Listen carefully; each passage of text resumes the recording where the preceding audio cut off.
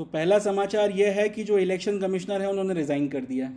जैसा कि आप जानते ही हैं कि इलेक्शन कमीशन ऑफ इंडिया में 3 इलेक्शन कमिश्नर्स होते हैं। एक होते हैं चीफ इलेक्शन कमिश्नर और उनकी मदद करने के लिए उनके साथ में 2 इलेक्शन कमिश्नर्स और होते हैं।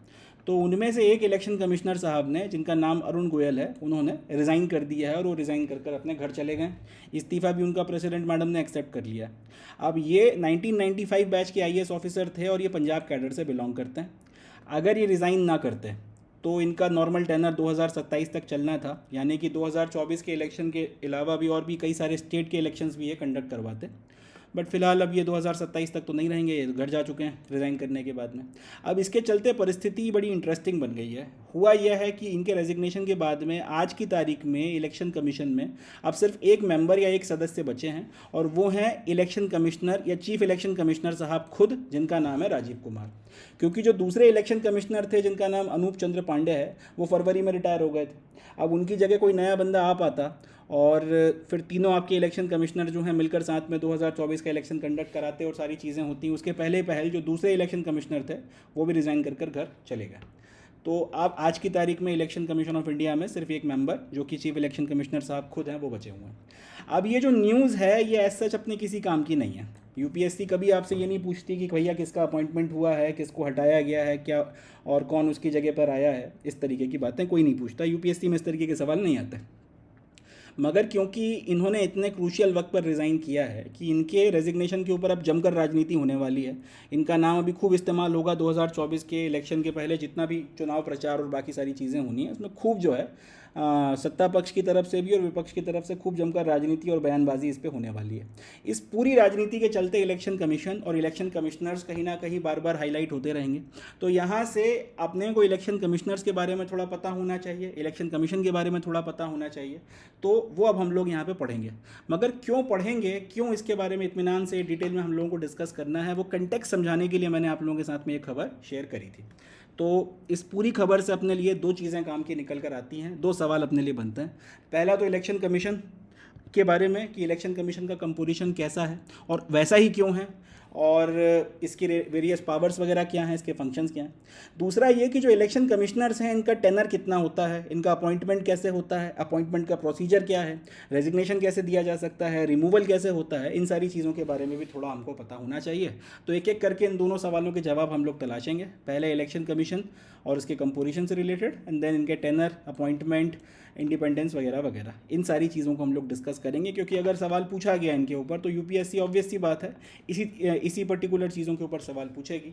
ये तो नहीं पूछेगी कि किसने रिज़ाइन कर दिया, कौन कब तक रुकने वाला था, कौन अब जो है आएगा, इस तरीके की बातें।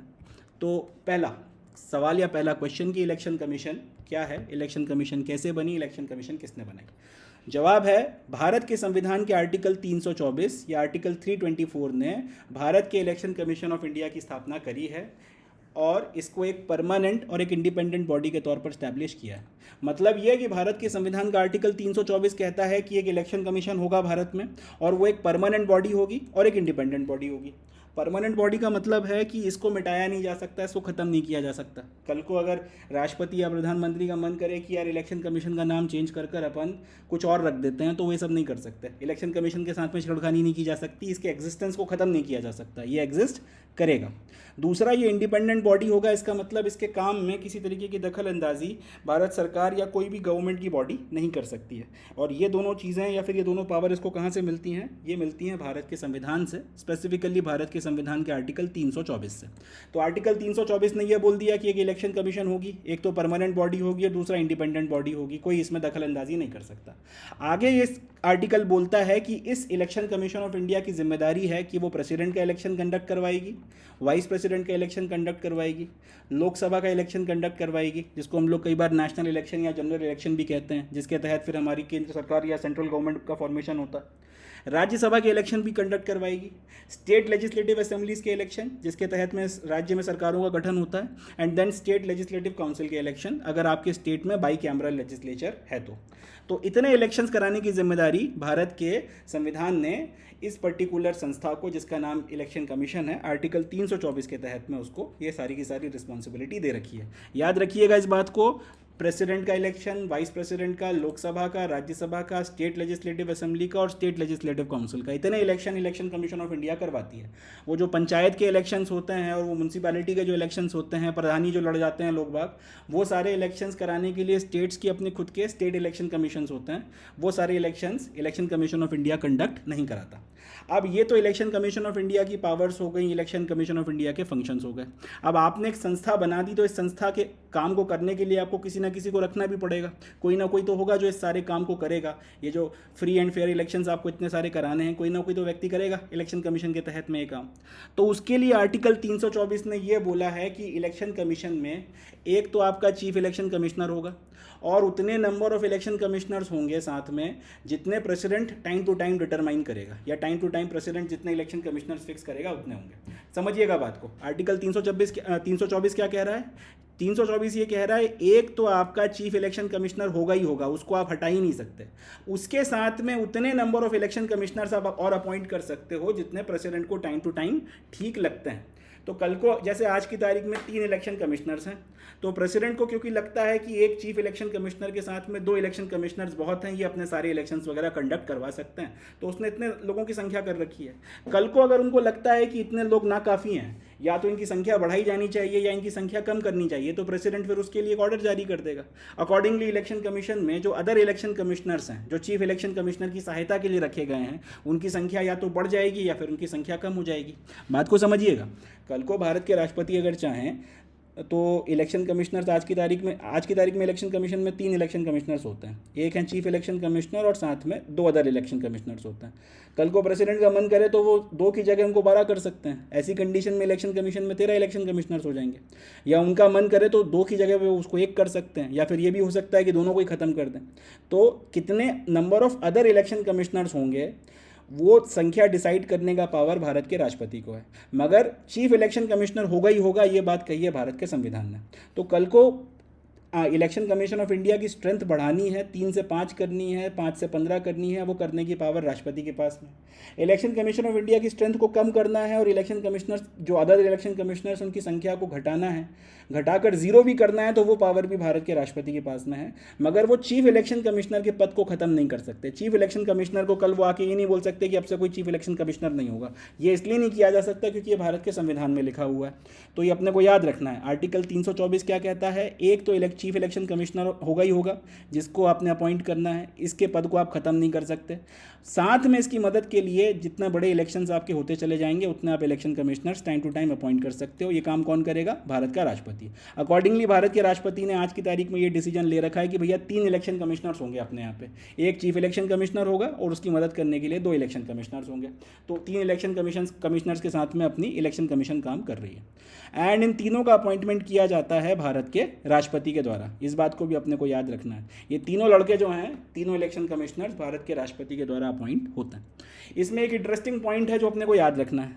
सपोज कर लीजिए कि भारत के इलेक्शन कमीशन में सिर्फ एक आपका चीफ इलेक्शन कमिश्नर ही है, CEC बोल देते हैं इसको, सिर्फ एक चीफ इलेक्शन कमिश्नर ही है, और प्रेसिडेंट ने ये बोला कि आपको अदर इलेक्शन कमिश्नर्स की ज़रूरत नहीं है, तब तो कोई दिक्कत की बात नहीं है।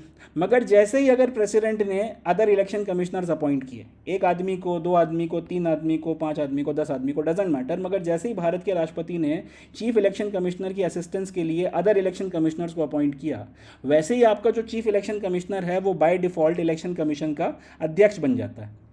जैसे आज की तारीख में 3 इलेक्शन कमिश्नर्स हैं, एक चीफ इलेक्शन कमिश्नर और साथ में 2 अदर इलेक्शन कमिश्नर्स हैं। तो जैसे ही इन 2 अदर इलेक्शन कमिश्नर्स को अपॉइंट किया गया, वैसे ही बाय डिफ़ॉल्ट आपका जो चीफ इलेक्शन कमिश्नर है वो इलेक्शन कमीशन ऑफ इंडिया का चेयरमैन बन जाता है, अध्यक्ष बन जाता है। ये अपने को याद रखना है और इसके लिए अलग से कोई ऑर्डर जारी नहीं होता, ये बाय डिफ़ॉल्ट हो जाता है, ऑटोमेटिकली हो जाता है। चले, अब इनका अपॉइंटमेंट कैसे किया जाता है? तो जैसा कि मैंने आपको बताया कि चीफ इलेक्शन कमिश्नर हों या फिर उनकी मदद करने के लिए जो दूसरे इलेक्शन कमिश्नर्स हैं, तीनों का अपॉइंटमेंट किया राष्ट्रपति के द्वारा ही जाता है। मगर राष्ट्रपति अपनी मनमर्जी से किसी को भी अपॉइंट नहीं कर सकते।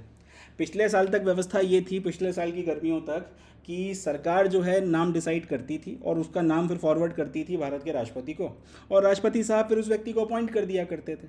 फिर कुछ लोगों को ये प्रोसेस अच्छी नहीं लगी तो वो चले गए सुप्रीम कोर्ट। सुप्रीम कोर्ट ने बोला कि ये जो प्रोसीजर है जिसमें सरकार डिसाइड करती है कि कौन आपका इलेक्शन कमिश्नर बनेगा और कौन नहीं बनेगा, और प्रेसिडेंट फिर उसी को अपॉइंट कर सकते हैं, ये प्रोसेस ठीक नहीं है। तो उन्होंने फिर इसमें कुछ चेंजेस वगैरह करवाए और सरकार से बोला था कि प्रोसेस वगैरह को बदला जाए। तो अकॉर्डिंगली फिर सेंट्रल गवर्नमेंट ने एक कानून पास किया, और उस कानून के तहत में आज की तारीख में व्यवस्था ये है कि भारत के राष्ट्रपति चीफ इलेक्शन कमिश्नर अपॉइंट करते हैं, मगर ये सिर्फ उसी व्यक्ति को ये भारत के राष्ट्रपति चीफ इलेक्शन कमिश्नर और इलेक्शन कमिश्नर्स का अपॉइंटमेंट करते हैं, मगर ये उन्हीं व्यक्तियों को चीफ इलेक्शन कमिश्नर या इलेक्शन कमिश्नर्स के तौर पर अपॉइंट कर सकते हैं जिनका नाम इनको एक सिलेक्शन कमेटी के द्वारा रिकमेंड किया जाता है। इंपॉर्टेंट है, याद रखिएगा, जिनका नाम एक सिलेक्शन कमेटी के द्वारा अपॉइंट किया जाता है कि राष्ट्रपति महोदय ये फलाने फलाने लड़के को आप चीफ इलेक्शन कमिश्नर बना दो, तब राष्ट्रपति महोदय उस फलाने फलाने लड़के को चीफ इलेक्शन कमिश्नर अपॉइंट कर देंगे, अगर सिलेक्शन कमेटी रिकमेंड करती है तो। और इसी तरह अगर वो किसी दो लड़कों के नाम बोलती है कि इन फलाने फलानों को आप इलेक्शन कमिश्नर्स बना दो, तो इनको फिर इलेक्शन कमिश्नर के तौर पर अपॉइंट कर देंगे। अब ये जो सिलेक्शन कमेटी है जो फाइनली नाम रिकमेंड करती है, इसमें कौन कौन होता है? तो इसमें एक तो भारत के प्रधानमंत्री होते हैं, उनके साथ में उनकी कैबिनेट का कोई एक मिनिस्टर होता है, और इसके बाद तीसरा व्यक्ति होता है लोकसभा का लीडर ऑफ अपोजिशन, और अगर लोकसभा में लीडर ऑफ अपोजिशन नहीं है तो फिर लार्जेस्ट अपोजिशन पार्टी का लीडर, जो भी कोई व्यक्ति होगा वो आपका इसमें तीसरा मेंबर होता है। ये तीन लड़के बैठते हैं, भारत का प्रधानमंत्री, कैबिनेट का कोई एक यूनियन कैबिनेट का कोई एक मिनिस्टर, ऑब्वियस सी बात है जिसको प्राइम मिनिस्टर खुद डिसाइड करते हैं, या तो और तीसरा है लोकसभा का लीडर ऑफ अपोजिशन, या फिर लार्जेस्ट जो भी आपकी अपोजिशन पार्टी है, अगर लीडर ऑफ अपोजिशन मौजूद नहीं है तो लोकसभा में उस लार्जेस्ट अपोजिशन पार्टी का लीडर। ये तीन लड़के बैठते हैं और ये फिर एक पर्टिकुलर नाम को डिसाइड करते हैं कि भाई ये चीफ इलेक्शन कमिश्नर अपन इसको बनाना चाहिए, तो फिर उसका नाम रिकमेंड होता है प्रेसिडेंट को, प्रेसिडेंट उसको अपॉइंट कर देता है। इसी तरह फिर जो दो आपके इलेक्शन कमिश्नर्स अपॉइंट होने हैं, इनके नाम भी ये लोग डिसाइड करते हैं और उनके नाम फिर रिकमेंड कर दिए जाते हैं प्रेसिडेंट को, प्रेसिडेंट उनको अपॉइंट करता है। अब ये जो तीन लड़के बैठकर नाम डिसाइड करते हैं, तो ये भी हवा में से नाम लेकर नहीं आते। अब इनको भी कुछ ऑप्शंस दिए जाते हैं कि भाई ये कुछ ऑप्शंस हैं आपके पास में, इसमें से किसी को चीफ इलेक्शन कमिश्नर के लिए रिकमेंड कर दो और कुछ को इलेक्शन कमिश्नर के लिए रिकमेंड कर दो। अब ये जो नामों की चॉइसेस दी जाती हैं, इसके लिए एक सर्च कमेटी बनाई जाती है। एक सर्च कमेटी जिसको हेड करते हैं कैबिनेट सेक्रेटरी, वो बैठकर एक कुछ आपके नाम जो हैं वो डिसाइड करते हैं, और वो नाम फिर रिकमेंड होते हैं सिलेक्शन कमेटी को। सिलेक्शन कमेटी फिर उसमें से जो है ना अपने नाम चूज़ करती है और वो भेजती है प्रेसिडेंट को, और प्रेसिडेंट फिर उनको अपॉइंट कर देता है। तो याद रखिएगा कहानी कैसे है, भारत का राष्ट्रपति चीफ इलेक्शन कमिश्नर या इलेक्शन कमिश्नर को अपॉइंट करता है, अपनी मनमर्जी से राह चलते हुए हर किसी को अपॉइंट नहीं कर सकता, सिर्फ उन्हीं को अपॉइंट कर सकता है जिनका नाम उसको एक सिलेक्शन कमेटी के द्वारा रिकमेंड किया जाता है। सिलेक्शन कमेटी में तीन लड़के बैठते हैं, एक हैं भारत के प्रधानमंत्री, दूसरे हैं उनकी यूनियन कैबिनेट का एक मिनिस्टर, और तीसरा या तो लोकसभा का लीडर ऑफ अपोजिशन, और अगर कोई लीडर ऑफ अपोजिशन या तो है नहीं या फिर मौजूद नहीं है, ऐसी कंडीशन में लार्जेस्ट अपोजिशन पार्टी का जो भी लीडर होगा वो। ये तीन लड़के बैठ के फिर नाम डिसाइड करते हैं कि किसका नाम चीफ इलेक्शन कमिश्नर के लिए रिकमेंड करना है और किसका नाम इलेक्शन कमिश्नर्स के लिए रिकमेंड करना है। ये भी हवाबाजी में हर किसी का नाम रिकमेंड नहीं कर सकते, इनको भी कुछ चॉइसेस दी जाती हैं, अक्कड़ बक्कड़ बम्बे वो करने के लिए इनको कुछ चॉइसेस दी जाती हैं। तो वो चॉइसेस देने की जिम्मेदारी एक सर्च कमेटी की है। सर्च कमेटी को हेड करता है कैबिनेट सेक्रेटरी।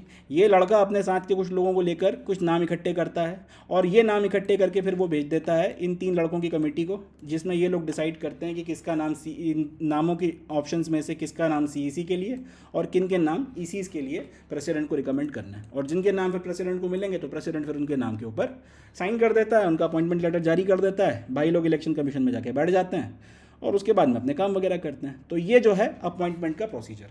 अब एक बार कोई लड़का अपॉइंट होकर चीफ इलेक्शन कमिश्नर बनकर आ गया या इलेक्शन कमिश्नर बनकर आ गया, तो उसके बाद में उसका ऑफिस का टेनर कब तक है? उसका जवाब यह है कि एक बार अगर आपने किसी को चीफ इलेक्शन कमिश्नर के तौर पर या इलेक्शन कमिश्नर के तौर पर अगर अपॉइंट कर दिया, तो या तो वो अपना ऑफिस 6 साल तक के लिए उस तारीख से होल्ड करता है, या फिर जब तक वो 65 साल का नहीं हो जाता, जो भी चीज़ पहले पड़ जाए। सपोज़ कर लीजिए कि कोई व्यक्ति है और उसकी उम्र है 55 साल, और उसको आपने या तो चीफ इलेक्शन कमिश्नर या इलेक्शन कमिश्नर अपॉइंट कर दिया, तो जिस भी दिन उसको अपॉइंट किया गया है उस दिन से वो, और उसने लेट से रिज़ाइन नहीं किया बीच में, तो वो मैक्स टू मैक्स कब तक काम कर सकता है? जब तक वो 61 ईयर्स का नहीं हो जाता, क्योंकि 6 साल का टेनर रहेगा। तो एक तो यह कंडीशन हो सकती है कि उसको जिस दिन अपॉइंट किया गया उस दिन से लेके वो 6 साल तक जो है चीफ इलेक्शन कमिश्नर या इलेक्शन कमिश्नर के तौर पर काम करता है। दूसरा ये हो सकता है, सपोज कर लेते हैं एक लड़का है जिसकी उम्र है 62 साल या 63 साल, उसको आपने या तो चीफ इलेक्शन कमिश्नर या इलेक्शन कमिश्नर के तौर पर अपॉइंट कर दिया। आप कायदे से उसका टेनर होना 6 साल का चाहिए, मगर 62 या 63 साल का है तो 2-3 सालों के अंदर वो 65 साल का हो जाएगा। अब जैसे ही वो 65 साल का हुआ वो ऑटोमेटिकली रिटायर हो जाएगा, इर्रेस्पेक्टिव ऑफ द फैक्ट कि उसके टेनर में भी 3 साल बचे हैं या 4 साल बचे हैं। ध्यान रखिएगा इस बात को। अगर किसी व्यक्ति को आपने इलेक्शन कमिश्नर के तौर पर अपॉइंट किया है तो उसका टेनर कितना होता है, जिस दिन अपॉइंटमेंट हुआ है उस दिन से या तो 6 साल तक या फिर जिस दिन वो 65 साल का हो जाए। अब जो भी चीज़ पहले पड़ जाए, 50-55 साल का लड़का है, बीच में रिज़ाइन नहीं किया तो आपका 6 साल का पूरा टेनर कर जाएगा। 61-62-63 साल का या 59-58 इस तरीके का कोई लड़का है, 59 या 60 के आसपास का कोई लड़का है और उसको आपने अपॉइंट कर दिया तो जाहिर सी बात है टेनर खत्म होने के 6 साल का टेनर खत्म होने के पहले लड़का 65 का हो जाएगा। तो ये कंडीशन है, इसको याद रखना है, या तो 6 साल तक का टर्म या फिर 65 ईयर्स की एज, जो भी पहले पड़ जाए। हालांकि अब ऐसा भी नहीं है कि उसको अगर आपने बैठा दिया 6 साल, उसको अपॉइंट कर दिया तो 6 साल काटने ही पड़ेंगे या फिर 65 साल तक आपको इंतज़ार ही करना पड़ेगा 65 साल का होने तक। मज़ा नहीं आ रहा, मन नहीं लग रहा तो आप रिज़ाइन कर सकते हो किसी भी वक्त। इनफैक्ट अगर आपकी शक्ल देखना, अगर सरकार को अच्छा नहीं लग रहा तो आपका टर्म खत्म होने के पहले सरकार आपको हटा भी सकती है। ये भी याद रखिएगा कि आप एक तो आपको ये 6 साल तक का पूरा टेनर करना ज़रूरी नहीं है अगर आप नहीं करना चाहते, या 65 साल की उम्र तक का होना आपका इंतज़ार करना ज़रूरी नहीं है। अगर आपका मन नहीं लग रहा, आपको मज़ा नहीं आ रहा, आप रिज़ाइन कर जा सकते हो। साथ ही साथ अगर सरकार को आप अच्छे नहीं लग रहे हो, सरकार की इच्छा नहीं है आपको कंटिन्यू करवाने की, तो आपको आपका टर्म खत्म होने के पहले हटाया भी जा सकता है। हालांकि इसका थोड़ा प्रोसीजर है, ऐसा ही नहीं है कि मन मर्जी जब उनकी चलेगी तब आपको हटा देंगे। ये ज़रूर है कि जब आपका मन करे आप रिज़ाइन कर जा सकते हो, जब आपकी इच्छा हो तब आप रिज़ाइन कर जा सकते हो। और अगर आपका रेजिग्नेशन एक्सेप्ट कर लिया तो फिर आप फ्री हो, आज़ाद हो, DDLJ की सिमरन की तरह अपने राज का हाथ पकड़ने के लिए, और आप जा सकते हो। मगर अगर रेजिग्नेशन एक्सेप्ट नहीं किया तब रुकना पड़ेगा। हाँ, रिमूवल की बात आई तो रिमूवल अपनी मनमर्जी से अभी नहीं हो सकता कि आपको बुलाया और बोला कि रेजिग्नेशन लेटर पकड़ो और गेट आउट, ऐसा नहीं हो सकता। सिक्योरिटी ऑफ टेनर यहाँ पर दिया गया, क्योंकि वजह यह है कि इलेक्शन कमीशन की जिम्मेदारी है फ्री एंड फेयर इलेक्शन कराने की। अब इलेक्शन कमिश्नर बेचारे या फिर आपका चीफ इलेक्शन कमिश्नर या अदर इलेक्शन कमिश्नर्स के सर पर अगर यही तलवार लटकी रहेगी कि आज निकाल देंगे कल निकाल देंगे, तब तो बेचारा काम ही नहीं कर पाएगा। इसलिए वो निर्भीक होकर काम करे, इस बात को ध्यान में रखते हुए चीफ इलेक्शन कमिश्नर को सिक्योरिटी ऑफ टेनर दिया गया है। और इसके तहत में किया यह गया है कि एक चीफ इलेक्शन कमिश्नर को सिर्फ उसी तरह से रिमूव किया जा सकता है जिस तरह से एक सुप्रीम कोर्ट के जज को रिमूव किया जा सकता है, और उन्हीं ग्राउंड्स पर रिमूव किया जा सकता है जिन ग्राउंड्स पर सुप्रीम कोर्ट के जज को रिमूव किया जा सकता है। समझिएगा, सुप्रीम कोर्ट के जज को अगर आपको हटाना है तो उसके सिर्फ 2 ही आधार है, या तो प्रूव्ड मिसबिहेवियर हो या फिर इनकैपेसिटी हो। 2 ही कारण हैं जिसके बेसिस पे सुप्रीम कोर्ट के जज को हटाया जा सकता है, और हटाने का भी पूरा एक प्रोसीजर है। आपको इंपीचमेंट लाना पड़ेगा और एक लंबा चौड़ा प्रोसीजर होता है इंपीचमेंट का, जिसके तहत में फिर सुप्रीम कोर्ट के जज को हटाया जाता है। अब अगर आपका मन नहीं लग रहा election commissioner chief election commissioner के साथ में, और आप चाहते हो कि लड़के को हटाया जाए, तो उसके लिए फिर वही चीज़ करना पड़ेगी जो सुप्रीम कोर्ट के जज को हटाने के लिए करना पड़ती है, या तो प्रूव्ड मिसबिहेवियर या फिर इनकैपेसिटी के नाम पर आपको इंपीचमेंट लाना पड़ेगा, और वो इंपीचमेंट की फिर लंबी चौड़ी प्रोसेस है, वो पूरी होगी तो ही जो है फिर उसको हटाया जा सकता है या फिर उसको नहीं हटाया जा सकता। ये इंपॉर्टेंट पॉइंट है, इसको याद रखिएगा। अब इंपीचमेंट कैसे होता है इसको हम लोगों ने पॉलिटी में डिटेल में डिस्कस किया है, तो यहाँ पर उसको मैं नहीं बता रहा आपको, नहीं तो फिर ये वीडियो अननेसेसरीली बहुत लंबा हो जाएगा। बस पॉइंट यह है कि सुप्रीम कोर्ट के जजेस को हटाना कोई बच्चों का खेल नहीं है। अब क्योंकि उसी प्रोसीजर की मदद से आप इलेक्शन कमिश्नर को, चीफ इलेक्शन कमिश्नर को हटा सकते हो, तो वो भी बच्चों का खेल नहीं है। दूसरे शब्दों में, chief election commissioner does not hold the office till the pleasure of the president though he is appointed by him. मतलब ये कि भारत के राष्ट्रपति ने एक लड़के को बुलाया, बोला जा मजे कर, आज से तू इलेक्शन कमिश्नर ऑफ इंडिया है, chief election commissioner of India है। तो उसके अगले दिन बुला के फिर वो ये नहीं बोल सकता कि भाई माफ़ कर दे, कल वहीं ज़्यादा हो गई थी तो मैं तो मजाक कर रहा था, अप्रैल फूल, ऐसा नहीं हो सकता। अगर एक बार रेजिग्नेशन हो गया आपका तो फिर उसके बाद में आपको हटाया नहीं जा सकता जब तक पूरा इंपीचमेंट का प्रोसीजर नहीं चल जाए। चीफ इलेक्शन कमिश्नर के लिए बोल रहा हूँ, इलेक्शन कमिश्नर्स के लिए नहीं बोल रहा। चीफ इलेक्शन कमिश्नर्स के केस में जब तक आप पूरा सुप्रीम कोर्ट के जज वाला पूरा प्रोसीजर नहीं हो जाता तब तक आपको रिमूव नहीं किया जा सकता। तो प्रेसिडेंट अपनी मन मर्जी से उसको निकाल के बाहर नहीं फेंक सकता, भले ही उसने उसको अपॉइंट किया था। इस बात को अपने को ध्यान रखना है। और उसके अलावा उसके नीचे जो दूसरे आपके इलेक्शन कमिश्नर्स हैं उनके ऊपर तो आप कोई कार्रवाई ही नहीं कर सकते जब तक चीफ इलेक्शन कमिश्नर खुद लिख कर ना दे या रिकमेंड कर ना दे कि इनके खिलाफ आप एक्शन लो, तब तक तो उनको छुआ नहीं जा सकता, उनको टच नहीं किया जा सकता। ये भी एक इंपॉर्टेंट पॉइंट है, ध्यान रखिएगा।